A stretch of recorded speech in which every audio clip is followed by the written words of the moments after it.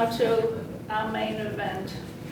I thought Janis Duffy, this was her first trip here to the library, but she tells me that it was some time ago when she was here in Chelmsford. Janis is the past president of Tiara and has led many research tours to Ireland and Salt Lake City. She has worked for the Massachusetts State Archives for 18 years and recently retired from the Massachusetts Maritime Academy in Buzzards Bay. Janis says she's been researching her roots for 30 years, so there's hope for all of us. Please welcome Janis Duffy. Thank you, Janis. Yes, I have been researching for 30 years, and I just came back from Ireland. I went specifically with the Tiara group, but also to research my Duffys. I still haven't found them.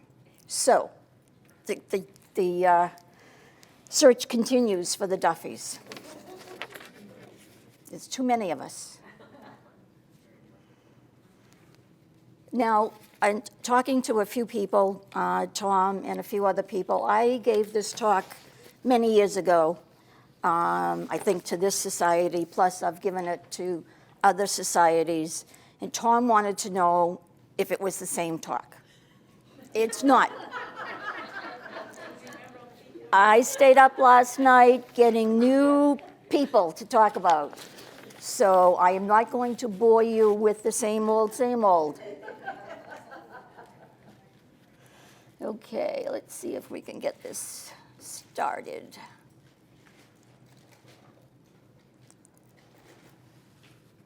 Okay.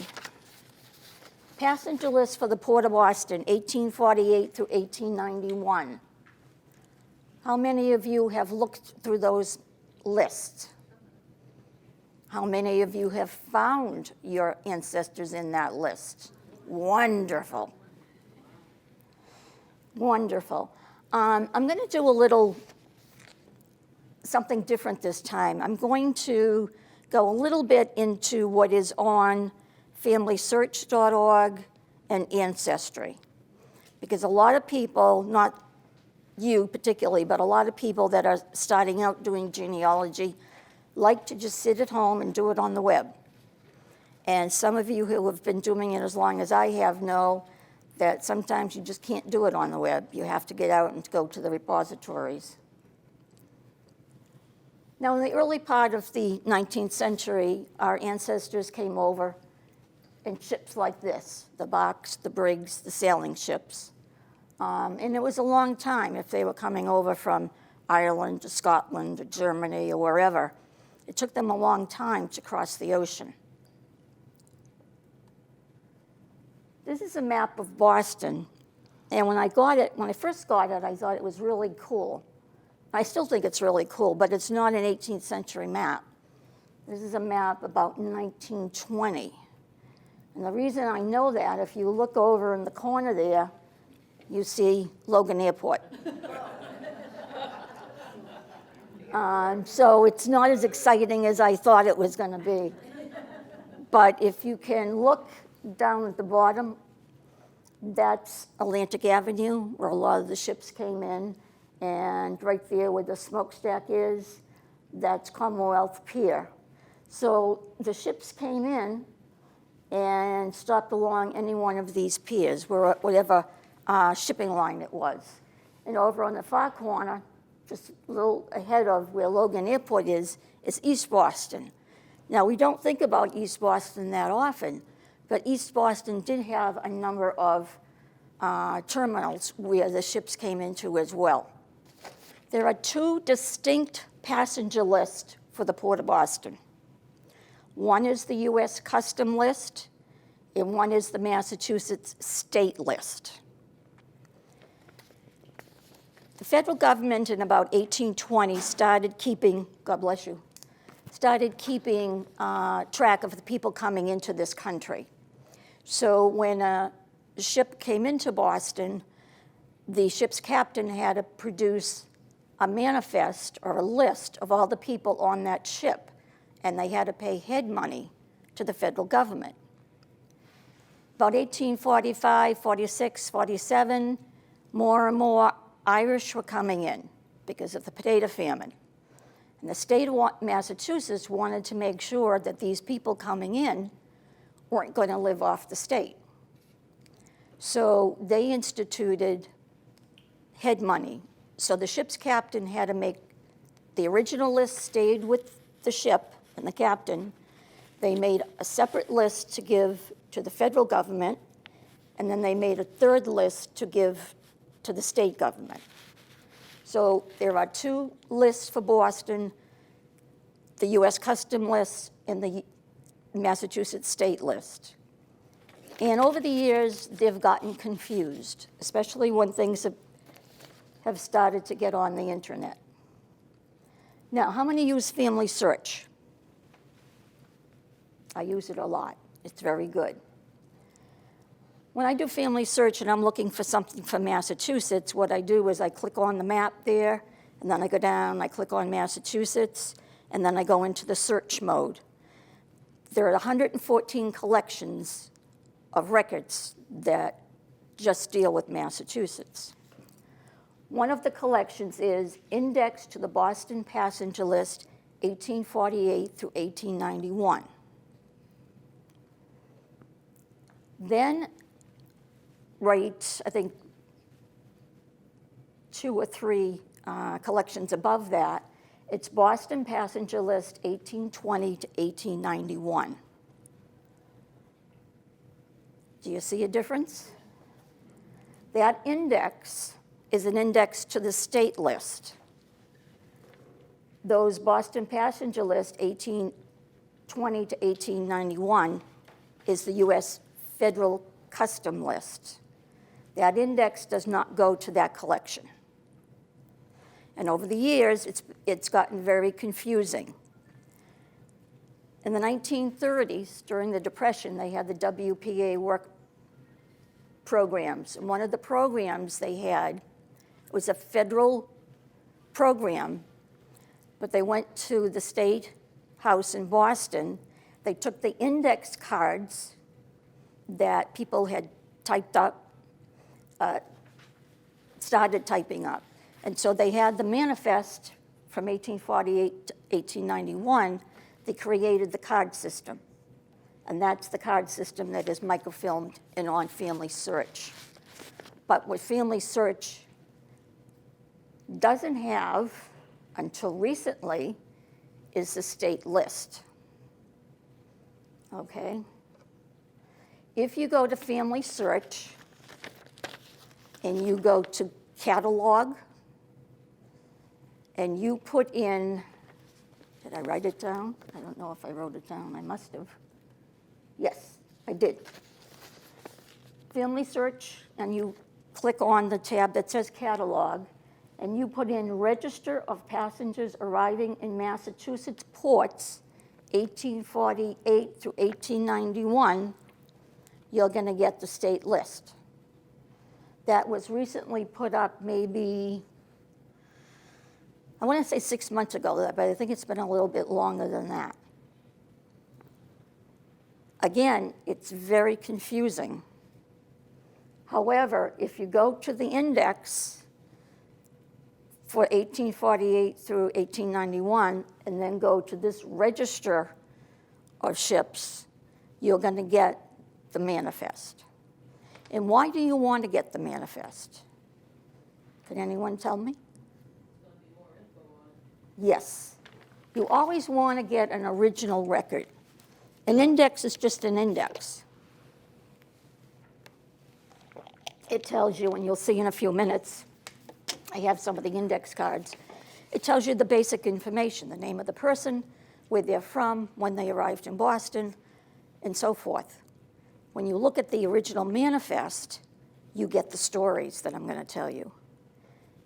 And as far as I know, I could be wrong, if someone wants to correct me, these stories that I'm going to tell you are only on the state list. They are not on the US Custom list. Okay? Now, ancestry. Who's an ancestry person? Okay, same thing. When you do a search for your individual and you do migration or immigration, and Naturalizations, you go to that catalog, it gives you Massachusetts passenger list 1820 to 1891. And again, that is the US federal custom list. They don't have an index for it, and they don't have the state list on Ancestry, as far as I know, but they're adding things more and more. All right, so what do you find on these index cards? And why should we look from the index card to the original? Here we have a family coming in. This is Flora. It's not Kerr, it's Keir, I believe. And she's coming in with Mary, Chrissy, Thomas, Jordan, Ruth, and John, and Joseph. Doesn't give any information other than their names, the date, which was November 6th, 1872, on the Alhambra. She was a wife, born in Nova Scotia. Last residence was Nova Scotia. So they're coming in from Nova Scotia. When you look at a US custom list, and I'm sorry I didn't bring my little shiny laser thing, but you can see Flora Kerr up there and all her children. There's nothing that tells you anything else about Flora and her family. It just gives you the exact same thing that was on the index. However, when you look at the state list, up there it says husband in Dorchester sent for them. So you get, the husband's already here. He's living in Dorchester. Thank you. It's just a little one. Oh, it's a little one. Oh, okay. It works. Good, good, good, good, good. Oh, wonderful. Thank you. Husband in Dorchester sent for them. It gives you a clue. Doesn't give you the whole story, but now you know that they were heading to Dorchester, and you can do further research in street directories or census records. Okay, some of these I call just snippets, because it just gives you a little thing. It doesn't give you a whole story. Some of them that I'm going to show you gives a whole story. But that's the importance of looking at both lists, the US custom list and the state list, because the state list most of the time gives you more than the US custom list. Here we have Mary Jay Steadman coming May 24th, 1870 on the Trader, also from Nova Scotia. And if you flip this card over, it gives you all the folks that came with her. Francis, Augusta, William, George, Robert, Henry, Cora, and Mary, who was a baby.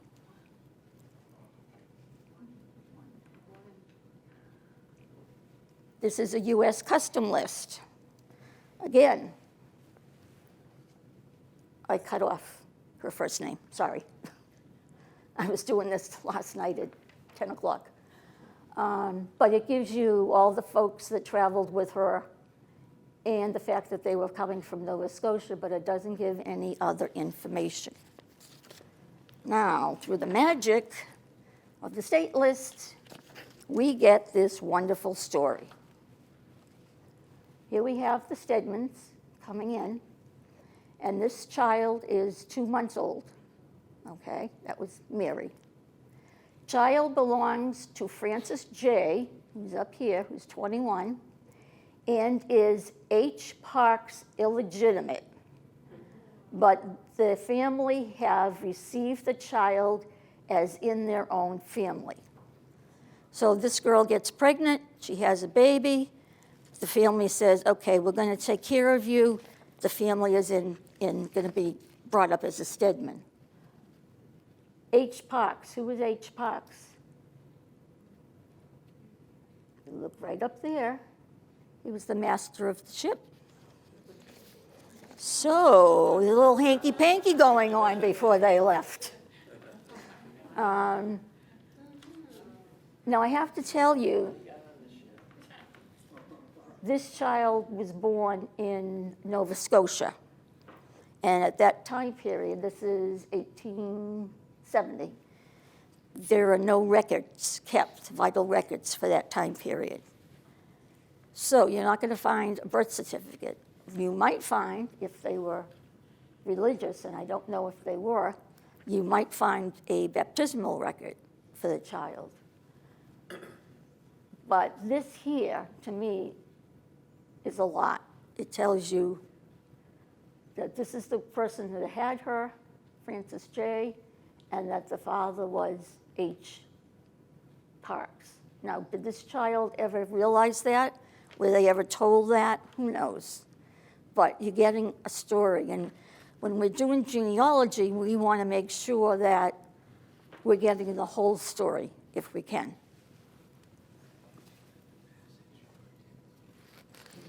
Okay, I love this one. Here we have Menelik Koppel, arriving in 1891 on the Michigan. He was from Russia, and he was going to New York. A lot of times people came into Boston and went to other places in the country. Boston was their first stop, and they were going on to, in this instance, New York, but sometimes the Midwest or the West. Now, when I looked at this, I thought there was something funny about it. Can anyone think of what is wrong with this? Remember, Menelik is the first name, Koppel is the surname. Okay. I am a Barry Manilow fan. I admit it. And I know that his family were Russian Jews that came over. And most of them went right to New York, okay? The Manilow is the last name, not the first name. Koppel is the first name. So if you're looking for your ancestor and you're not finding them in the index, think about it for a few minutes. Think about how they typed these cards up. They made mistakes, like all of us, okay? And I'm going to show you that in a minute. But it's important to think about, especially the spellings of the names. When you get to the Irish, it gets difficult. Kelly can be spelled without an E, or with an E, or with an IE. So you have to be broad-minded. You have to really think outside the box. And when I looked at the manifest, right here, it's Koppel Manilow. But if you look at all the other names, you will see that the first name was there and the last name was here. So when this person was typing the card, they inverted the name.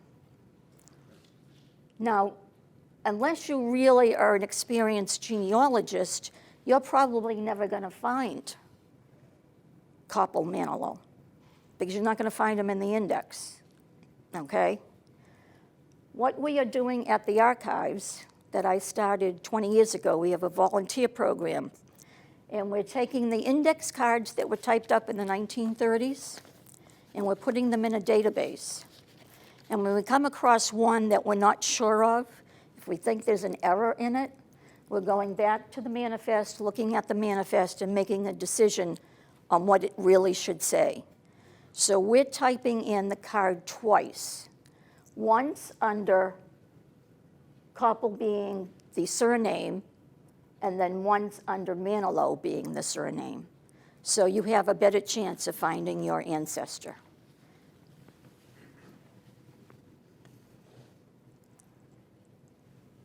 Here we have Peter Wilson. He arrived on July 10th, 1882 on the Marathon. He was a mechanic, and he's coming from Sweden. Basic, simple, thousands of men came in. But when you look at the, right here, and I know you can't read it, it's very, very faint. It says, blown up with powder in Michigan is now returning is ticketed through. So evidently he was here before, and he was in Michigan working, I don't know, in a mine or somewhere in Michigan, and it got blown up. And he went back, I believe, to, where is he from?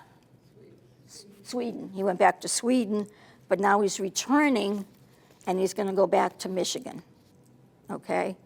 Now, he's probably going to land in Boston and then take a train through to Michigan. It doesn't give you a lot, but it gives you enough that you can kind of add flesh to the bone, so to speak. What kind of work did he do? He was a mechanic, or a machinist, I think. What was he doing that he got blown up with powder, you know? So you can do a little more research and see if you can find out anything else about him.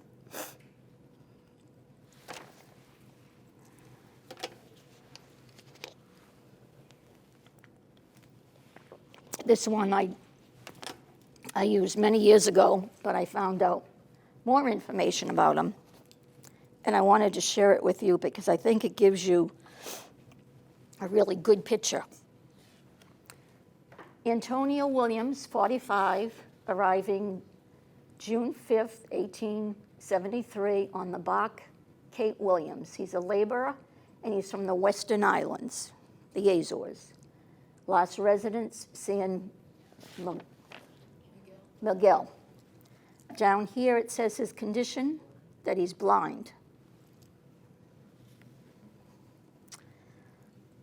Let's look at this story right here. I'm going to read it to you. Antonio Williams, 45, born in the Western Islands, landed in New Bedford 20 years ago per Bach Maury, was whaling from there 4 years and 3 months, was in the Union Army for 4 years from Tennessee, came to Boston 6 years ago from New Orleans, remained here 2 months in the Eye and Ear Infirmary, then returned to the Western Islands. He has one son in Boston who was born in Tennessee, and this says who is nearly blind. I think they're referring to not to his son, but to himself, Antonio Williams. He has come to the doctor for his eyes. Mr. Williams is a naturalized citizen, took out papers in Mississippi. His name in Portuguese is Manuel Ferrara. What a story. From one manifest, you get all this information. Born in the Western Islands, went to New Bedford 20 years ago, worked in the whaling field, then went into the Union Army. Look at all the records you can get from the Union Army. Came to Boston from New Orleans. He was in the Eye and Ear Infirmary. His son was born in Tennessee. He was a naturalized citizen, took out his papers in Mississippi, and it gives you his Portuguese name. If that isn't a story, that's the best one I have seen in all the hundreds that I have looked at.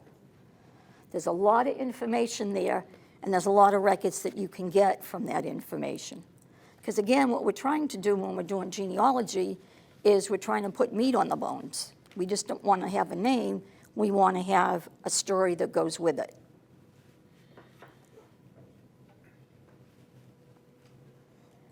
This is a picture, again, of Boston, what it looked like in the early part of the 19th century, the boats coming in, various kind of boats. I have lots of pictures of Boston at that time period. Okay, Stephen Duncan arrived the 20th of July, 1869 on the schooner J.V. Troop. Doesn't give you any other information. So what was his story? Okay, here we have a whole list of people. Stephen is the last one on the list. When I was looking through the index, I believe that says Harris. Can anyone see any other name? Because I looked for Robert Harris, I looked for all those Harrises in the index and could not find them. So they were put under something. And I didn't go through it all, but I'm going to. I'm going to find them. Not Haynes? Carnes, could be.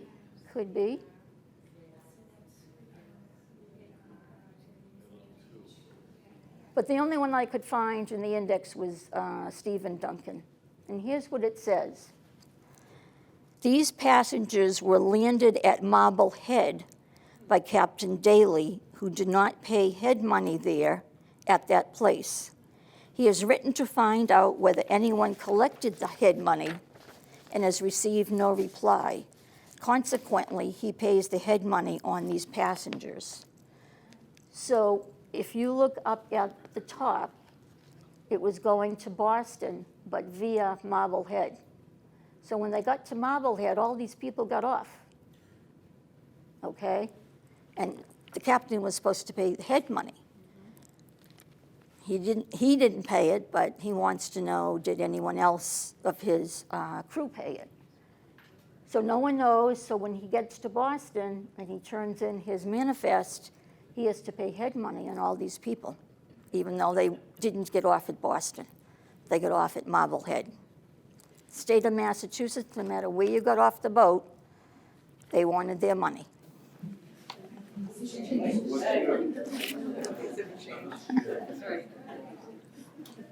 No, it hasn't changed, has it?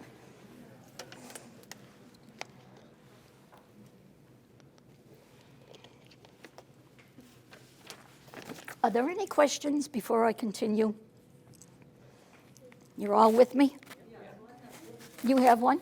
I have a question. So you showed the index card. Then where do you go to get the actual ship passengers? You can go to two places. You can go to familysearch.org and go to the catalog, register of vessels, or you can go to the Massachusetts State Archives, and they are on microfilm, okay? I personally like the microfilm, because when you get it on Family Search, and you put in that you want that date, it's going to give you the roll that has all the ships that came in that time period. So you're going to have to go through one by one by one by one, looking for it. When you got a microfilm, especially the fast readers, you can zip right through it till you get the time period, like, you know, the month, and then you can go one by one. I'm still a microfilm person. John Bowie arrived the 2nd of July, 1885 on the Kansas. He was coming from Scotland, and his occupation was D.M. Man. Does anyone know what that stands for? D.M. Man. Demolition? No. Good guess. Anyone else? Okay, I'm going to show you. When you look at this, all these people, these are dead meat and cattlemen returning to the United States. Now, there were two classifications of cattlemen. There were the cattlemen who took care of the live things, and then they were the dead meat men. Not a butcher. He wasn't a butcher. He took the dead meat and he piled it on the ship and they packed it in dry ice. So that is a real occupation of the 19th century. Dead meat man. So isn't that nice to say, well, what did your great-grandfather do?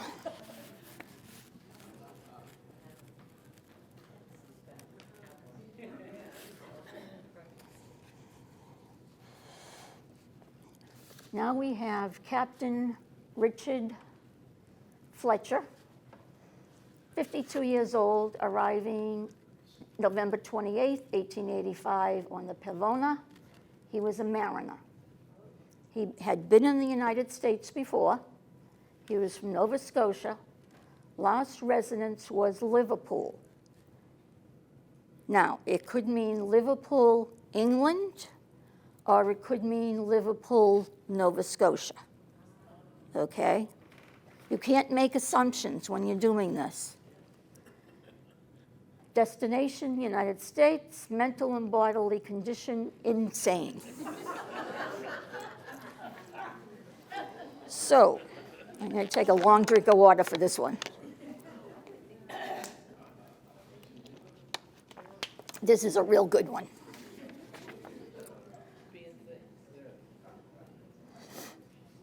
All right.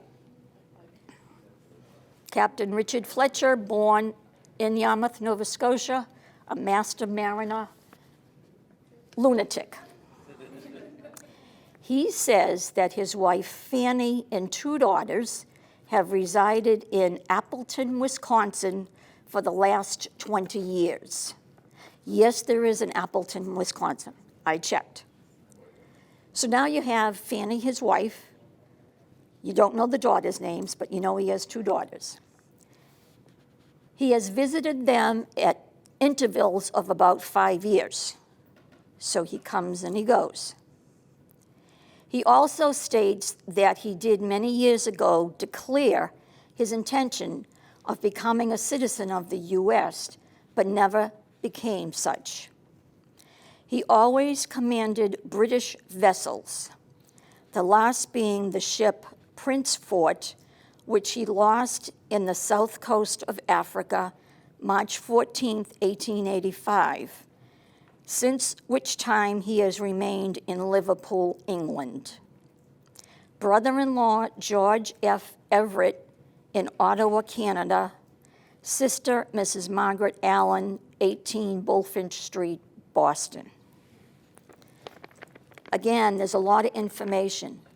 And where they say he's insane or a lunatic, can you really believe it? I looked up Appleton, Wisconsin, and there really is an Appleton, Wisconsin. I didn't do anything further, but I know there's a place like that exists. I didn't look up the ship to see if the ship had been lost down in the coast of Africa. The brother-in-law, George F. Everett, could that mean that his wife's maiden name was Everett? Possibility. Not for certain, but it's a possibility. And he has a sister, Margaret Allen, who lives in Boston. Again, a story in which you can really dig into and find out if all of this is true. But when we do our family history, I know in my family I have laborer, laborer, laborer, farmer, laborer, laborer, laborer. I don't have anything exciting like this.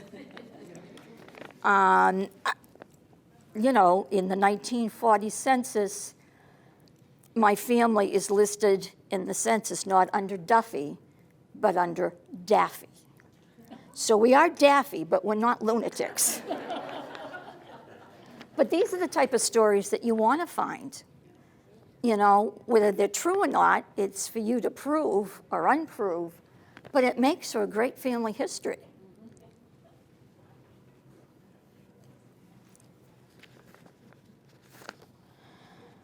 Okay, my pronunciation is going to be awful on this. Sadai Assalon Sharif. arrived May 12, 1885 on the Tyran. He was a gunsmith, and he was from Morocco.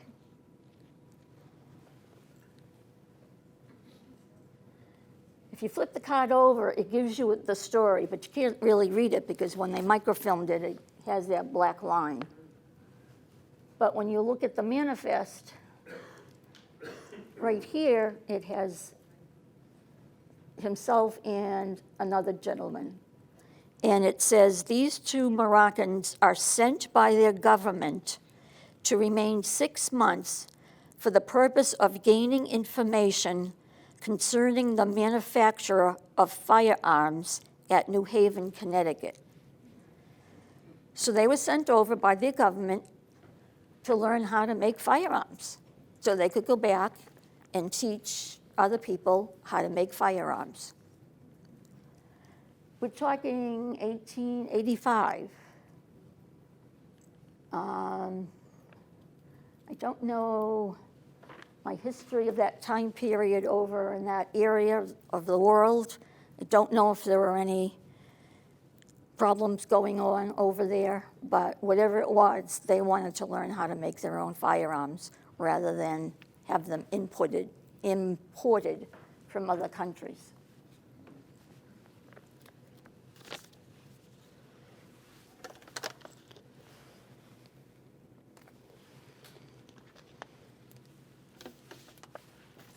All right.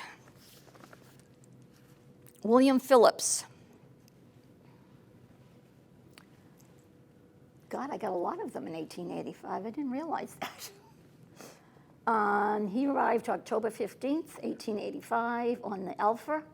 He was an editor, born in England, last resident New Brunswick, coming to the United States. And I don't think I flipped that one over. No, I didn't. I went right to the manifest. Here he is right here. But when you go down here, it gives you the story. William Phillips, born in England, has resided in St. John, New Brunswick many years, never lived in the United States. Wife now is in St. John, says he cannot live with her. Also says he has 2 sons in Boston. So she's shipping him down to Boston. Where am I here? A former inmate of the TAH. I'm not sure what that means. I can't be 100% sure. It could mean the Arms Hospital, because a lot of times when they did come in and they were insane. You have a question or an answer for me? Yeah. How did whoever wrote those notes choose these particular people? It seems you only got a little Right. description on individuals. Individuals, not everyone on the ship. The original manifest was done at the place of departure, okay? So it just had the list of names. And as they were coming over on the ship, if there was a problem with a passenger, or when they were getting off the ship, they had to check to make sure they had, they might have had all these people, and they had to pay head money, so they would check it off when they got off the ship. That might have been when they did this. I don't know. I don't know for sure. You're correct, and not every manifest has a story for every person that's on it. Now, we all know that all our ancestors had stories, but unfortunately, they all weren't written down. There were just certain ones that were written down. If something happened on the ship, if someone died on the ship, they'd make a notation of that. If someone was born on the ship, they'd make a notation of that. If there was a fight on the ship, and we've had a couple of fights where people have gotten killed, they make a notation of that. So not everyone has a story written down. Just a coincidence that the manifest you've shown have just one person on it? Yeah, yeah. There are some that I don't think I have it in this batch, but there are some where you have like 600 people on the ship, and there's pages and pages of little notations going to brother, or going to son's house, or going to, you know, so-and-so's house, and it gives an address. But it was random. It was random.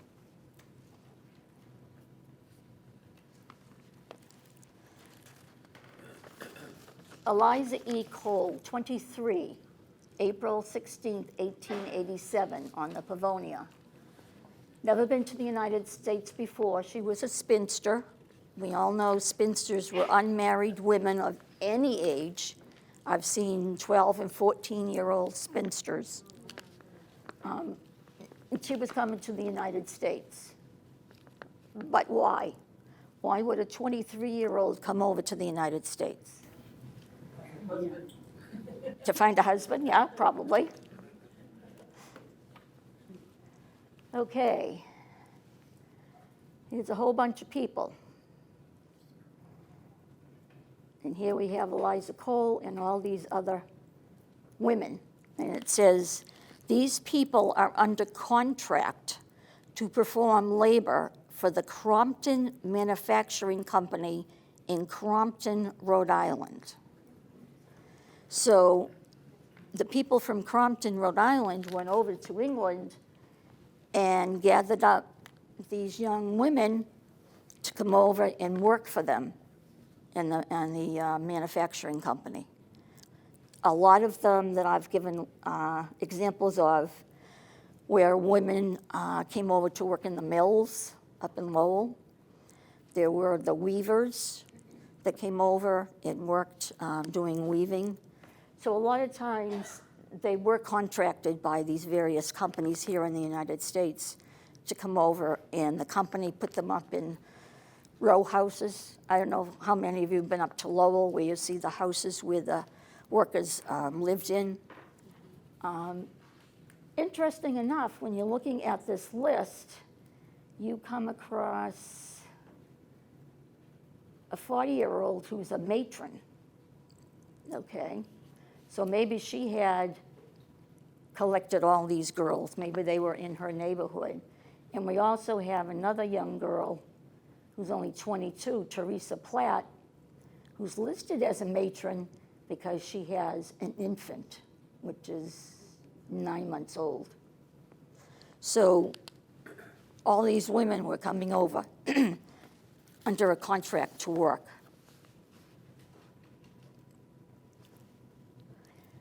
Now we have Katherine Coleman, 27 years old, arriving August 16, 1885 on the Catalonia, coming from Ireland, coming to the United States, traveling with Nora, Kate, and Mary, who's an infant, 3 young children.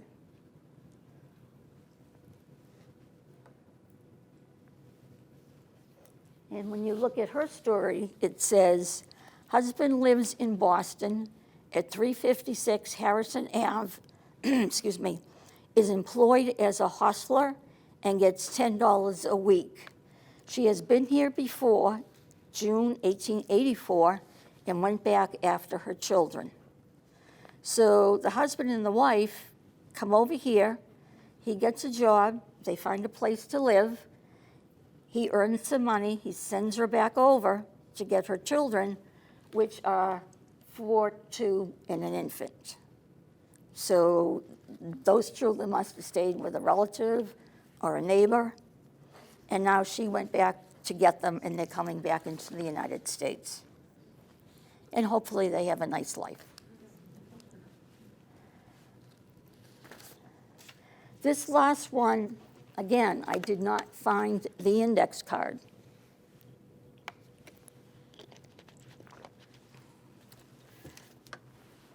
I wasn't able to get up to the archives. The original typed index cards are in the vault in the archives, and they don't bring them out anymore because they are on microfilm or on the database that we have. But sometimes when I go up, they will get them for me. this person here, it's M-A-Y, and it looks like an I. Maya M. Laughlin. Okay, 6 days old.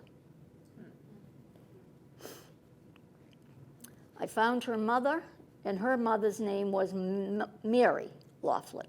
She was at list number 69. So when you go way down here, this is what it says. Child born on the 26th of June, 1885, in latitude 45 degrees, 47 minutes north, longitude 44 degrees, 8 minutes west. I would die for a birth certificate to have that. Again, when someone was born or died, the ship's captain was responsible for recording it. And most of them would just put down died and the date. Because when they reached the port, whether it was Boston or New York or Marblehead or wherever, they were supposed to go to the city or town clerk and give that information on that particular person, okay? For the most part, they never did. So the only place that you're gonna find a record of her birth is right here on the manifest. You're not gonna find it any other place. And you have a question. So what nationality would she be then, if she's born at sea like that? If she was born at sea, she's the nationality of her parents. Whether the mother was single, whatever the mother's nationality was, or if they were married, if there was a married couple, they were the nationality of the couple, okay? Things have changed now, but in the 19th century is whatever your husband was or whatever your mother and father were, that was your nationality, all right? I just think this is wonderful. In fact, one of the first lectures I gave 20-something years ago, there was a young boy born on the ship, and it gave the longitude and latitude, and someone charted it for me, so you could tell exactly where in the middle of the Atlantic Ocean that person was born, and I think that's really cool. I bet you don't have any relatives that have that, do you? Okay, all the information that I've talked about today, what did I do? Gotta get back. I don't want to exit. I want to go back. Previous. Okay. All the information that I've talked about, all those records are at the Massachusetts State Archives. How many of you have been to the State Archives? Okay. The rest of you need to come, okay? I know it's a ways in, but if you go like at 10 or 11 o'clock in the morning, you're not going to hit traffic. There are thousands and thousands of records at the archives that you can use to do your family history. You have to know what you're looking for, whether it's a vital record, a census record, a naturalization record, a passenger list, a probate record. There, if you go online to the Secretary of State's office, you will get a list of what they have, okay? And I urge you to go because it's a fabulous place. They have a beautiful museum. They don't have a cafeteria in the building, but you can walk over to the Kennedy Library and have lunch, which is really a treat. I worked there for 18 years, and I absolutely loved it. And I did not want to give up my job. But I was tired of driving 2 hours up and 2 hours back. I lived down the Cape, and I got very tired of doing that. I did it for 5 years, and then said, I can't do this anymore. So I was very fortunate to get a job at the Massachusetts Maritime Academy. What I did there was, they had a closet, which is probably half the size of this room, that had boxes of stuff. And nobody knew what stuff they had. So they hired me to process it. And I took all the boxes apart, and I processed what was relatable to the academy. And we have records to go back to 1891 at the academy when it started. So I retired a year and a half ago, and now I'm back. They have another project. But I only work 2 days a week. But my heart is here. I go up to the archives every week, and we are still working on this database that we started 20-odd years ago. We're taking those index cards that I showed you, and we're putting them into a database, okay? So someone enters it in the database. Once they have their box done, we do a printout. The next person takes it, and they do an edit. And then after you've done your edit, it goes to the next person. That person does the cleanup on the database, make sure everything that the first editor questioned you correct, and then they do what I call a final, which is me. And I check it again. So the index that is on the Secretary of State's office, the database, is 99.9% accurate. And I'll stake my reputation on that. And the reason I say that is because what the Mormons have put up is a microfilm copy of the original cards. And what we're finding on these cards is a lot of errors. So we're cleaning it up. We're making it perfect. So when you come in, and you come in, and you come in, you can find your ancestor, okay? Supposedly there is over 1 million cards in this collection.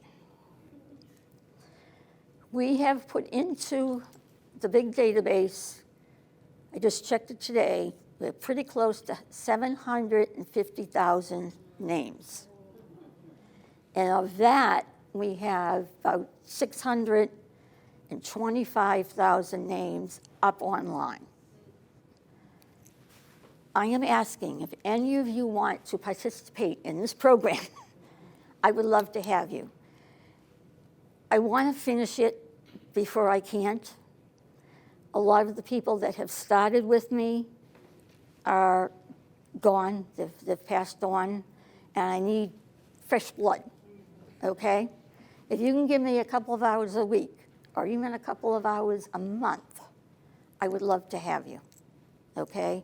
It's a very simple process. Myself and Evelyn would give you a training. If you're doing the editing work, you can come in whatever day you want. If you're going to do the inputting work, we're going to have to assign you a day or fit you into the schedule because we only have 4 computers. So think about that. If you feel like you want to come and join us, we would love to have you. Any questions? Come on, someone's going to have a question. Do they have like tours and like education about how to use the resources there? Yes and no. They do tours, but the tours are mostly for school children. They bring them in and they show them the museum and all that. As far as going into the reading room, the archive's main desk has 1 archivist and 2 interns. And if you're in the reading room and you get stuck, you can always go out and ask at the desk. One of the interns would come in and help you, or Caitlin would come in and help you as well. If I'm there, I would be happy to help you. I'm usually there on Tuesdays. But it's a very nice place to get your work done. It's not real busy anymore. We used to have between 30 and 40 people a day come in and use the archives. But since a lot of material is going online, everyone thinks you can stay at home and do it. Yes, you can stay at home and do some things, and I'm not knocking that because I do it as well. But there are times when you really have to check something and you have to go to the original source. And I hope that's what you take away from my talk tonight. It's going to the original source, just not taking what's on an index card or on a database. Look at where that information came from and then go see if you can get a copy of the original source, because all those stories that I talked about, and there are many more, that's going to help you go farther with your research if you get a story like that. There was, one of my favorites is a young girl coming from Sweden, and she was pregnant, and she was sent away by and I won't call him a gentleman, the man that got her pregnant. He sent her to the United States. And she came over during the winter, and they had a bad storm on the voyage. And she miscarried the baby. And they sent her to, what was the name of it? The Stranger's Home in Boston. And I have still yet to find what the Stranger's Home was. But my heart broke for this young girl. She was only like 24 years old. Obviously, she couldn't speak any English. She loses her baby. She's all alone. It's heartbreaking. It's heartbreaking, some of these stories. And then you get some real funny ones. There was another one that I was going to put in, but I said I got to keep away from the Irish because I do Irish all the time. It was a gentleman who went to a fair in Ireland, and he got drunk. No surprise. And he sold 2 of his cows and then took the ship across to Boston, unbeknown to his wife and children. So I think his name was O'Donnell. So Mrs. O'Donnell wakes up in the morning, the cows are gone, the husband's gone, she has no idea where he went. He's in the United States. Trying to find a cousin or something. So there's some funny stories as well as the heartache ones. So it's a really great collection to look through. Thank you very much. Do you have a question? Do other states have the same kind of like more than one record? Like I have my Irish relatives that came here to Boston area actually came into New York. Would New York also have like a state? New York, to my knowledge, does not have a state copy. They have the U.S. custom list. Most of the ports, another big port was Philadelphia, New Orleans, and then some of the smaller ports along the eastern coastline. But as far as I know, and I could be wrong, the only one I have seen is the Massachusetts State Collection.